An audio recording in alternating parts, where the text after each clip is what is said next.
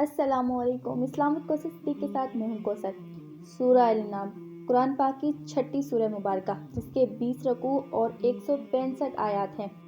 اس سورہ مبارکہ کی آیت نمبر 151 میں اللہ تعالیٰ بعض اہم حقوق العباد کی تاکید فرما رہے ہیں۔ آج وہ سمجھتے ہیں۔ اللہ تعالیٰ فرما رہے ہیں بسم اللہ الرحمن الرحیم، کل آپ صلی اللہ علیہ وسلم فرما دیں تعالوا اتل ما حرم ربکم علیکم، آؤ میں پڑھ کر سناؤں جو حرام کیا ہے تم پر تمہارے رب نے، اللہ تشرکوا بہ شیئا وبالوالدین احسانا، کہ اس کے ساتھ شریک نہ ٹھہراؤ کسی کو، وبالوالدین احسانا، اور والدین کے ساتھ نیک سلوک کرو۔ پہلا حقوق العباد یہ ہے کہ شرک کی ممانعت، اللہ تشرکوا بہ شیئا، سب سے پہلے یہ فرمایا گیا ہے کہ شرک سے بچو، اللہ کے ساتھ کسی کو شریک نہ ٹھہراؤ۔ شرک کیا ہے؟ اللہ کے ساتھ کسی کو شریک ٹھہرانا۔ ایک مسلمان کا عقیدہ یہ ہے کہ یہ دنیا، سورج، چاند، ستارے، سیارے، یہ سب کچھ اللہ تعالیٰ نے پیدا فرمائے ہیں، لیکن جب مسلمانوں کے علاوہ جو دوسرے لوگ ہیں وہ اللہ تعالیٰ کے علاوہ دوسری چیزوں سے مانگتے ہیں جیسے سورج، چاند، ستارے وغیرہ وغیرہ، تو یہ سب شرک ہے۔ اللہ اس ذات کا مالک اور خالق ہے، اللہ کے علاوہ کسی اور سے مانگنا یہ شرک ہے، اور شرک کی ممانعت قرار دی گئی ہے۔ شرک توحید کی ضد ہے جس سے تمام انبیاء علیہ السلام نے منع فرمایا ہے۔ قرآن مجید میں شرک کو ظلم عظیم کہا گیا ہے اور اس گناہ کو ناقابل معافی قرار دیا گیا ہے، لہٰذا شرک کی ہر قسم سے بچنا چاہیے۔ قرآن پاک میں فرمایا گیا ہے شرک سب سے بڑا گناہ ہے۔ حدیث مبارکہ میں ہے کہ بے شک شرک سب سے بڑا گناہ ہے۔ نبی کریم صلی اللہ علیہ وسلم نے فرمایا، اور ایمان والوں کو لائق نہیں کہ مشرکوں کی بخشش چاہیں خواہ وہ رشتہ دار ہوں۔ حدیث مبارکہ ہے کہ حضرت ابو ہریرہ رضی اللہ تعالیٰ عنہ رسول اللہ صلی اللہ علیہ وسلم سے روایت کرتے ہیں، آپ صلی اللہ علیہ وسلم نے فرمایا 7 ہلاک کرنے والے گناہوں سے بچو۔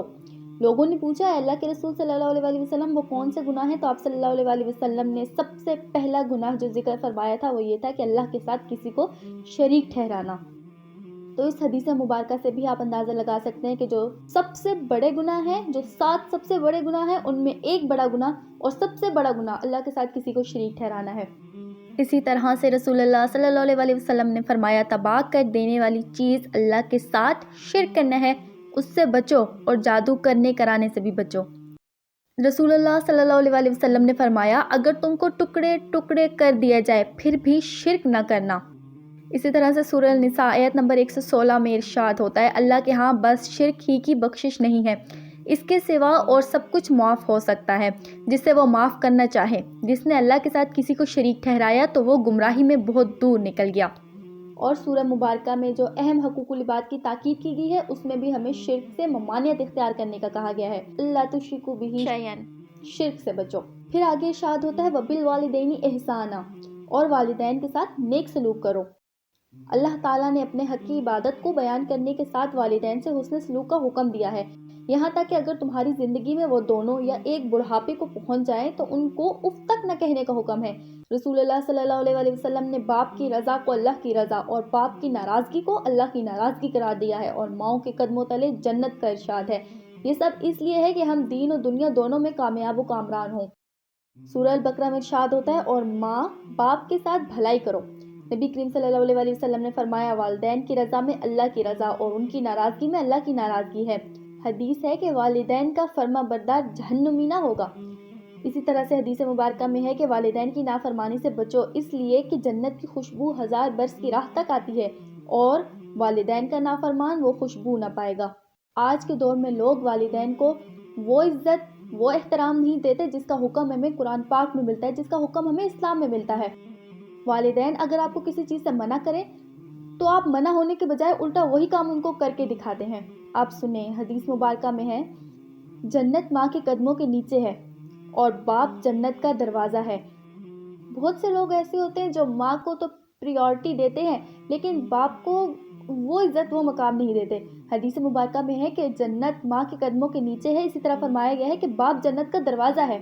تو جب جنت آپ کو ملے گی، جب تک دروازہ نہیں کھلے گا تو آپ اس جنت تک کیسے جائیں گے؟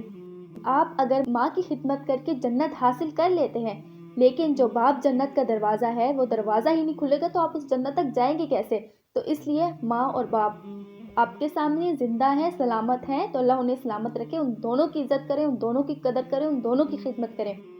لیکن اگر ان میں سے کوئی ایک بھی اس دنیا میں نہیں ہے تو آپ ان تک بہترین تحفہ یہ پہنچا سکتے ہیں کہ آپ ان کی مغفرت کی دعا کریں۔ رسول اللہ صلی اللہ علیہ وسلم نے فرمایا، ابن ماجہ میں یہ حدیث مبارکہ ہے، والدین تمہاری جنت بھی ہیں اگر ان کے ساتھ حسن سلوک کرو، اور تمہاری دوزخ بھی اگر ان کی نافرمانی کرو۔ اگر آپ کے والدین اس دنیا میں نہیں رہتے، ان کو اگر آپ کوئی تحفہ بھیجنا چاہتے ہیں تو پھر یہ حدیث مبارکہ سنیے۔ حضرت ابو ہریرہ رضی اللہ تعالیٰ عنہ سے روایت ہے کہ آپ صلی اللہ علیہ وسلم نے فرمایا، نیک آدمی کا اللہ تعالیٰ جنت میں ایک درجہ بلند کرتا ہے تو وہ پوچھتا ہے، اے اللہ مجھے یہ درجہ کیوں ملا ہے؟ تو اللہ تعالیٰ فرماتا ہے، تیرے بیٹے نے تیرے لیے بخشش کی دعا کی ہے۔ چنانچہ والدین کے لیے بخشش اور رحمت کی دعا کرتے رہنا چاہیے، اور ہمیں سورہ بنی اسرائیل میں والدین کے لیے دعا سکھائی گئی ہے، رب ارحمہما کما ربیانی صغیرا، اے میرے رب ان دونوں یعنی میرے ماں باپ پر رحم فرما جیسا کہ انہوں نے بچپن میں میری پرورش کی ہے۔ والدین کے نافرمان کی سزا بتائی گئی ہے رسول اللہ صلی اللہ علیہ وسلم کی جانب سے۔ آپ صلی اللہ علیہ وسلم نے فرمایا، جس نے اپنے والدین کو گالی دی اس کے سر پر جہنم میں اس قدر آگ کے انگارے برسیں گے جس قدر آسمان سے زمین پر بارش کے قطرے برستے ہیں۔ اللہ اکبر۔ حضور پاک صلی اللہ علیہ وسلم کا ارشاد ہے، وہ ذلیل ہے جس نے والدین کو بڑھاپے کی حالت میں پایا اور خدمت کر کے جنت حاصل نہ کی۔ آج ہم نے کچھ حقوق العباد کے بارے میں سمجھا۔ انشاءاللہ نیکسٹ ویڈیو میں آپ کو اس آیت مبارکہ میں بتایا کہ باقی حقوق العباد سے بھی آگاہ کروں گی۔